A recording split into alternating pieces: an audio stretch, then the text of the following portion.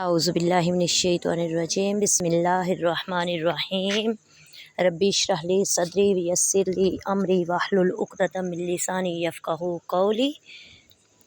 کرب و بے قراری کے وقت رسول صلی اللہ علیہ وآلہ وسلم نے فرمایا، میں تمہیں وہ چیز نہ بتاؤں کہ اگر کوئی مصیبت آئے اور آزمائش آ جائے تو وہ اسے پڑھے تو اس سے اسے نجات مل جائے۔ وہ یونس علیہ السلام کی دعا ہے، لا الہ الا انت سبحانک انی کنت من الظالمین۔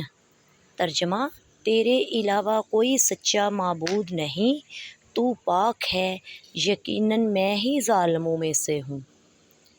اسماء بنت امیس رضی اللہ تعالیٰ عنہ فرماتی ہیں، رسول اللہ صلی اللہ علیہ وآلہ وسلم نے مجھے یہ کلمات سکھائے تاکہ میں ان کو کرب کے وقت پڑھا کروں۔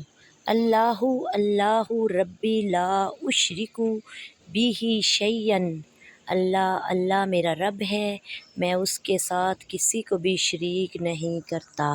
وما علینا الا البلاغ المبین۔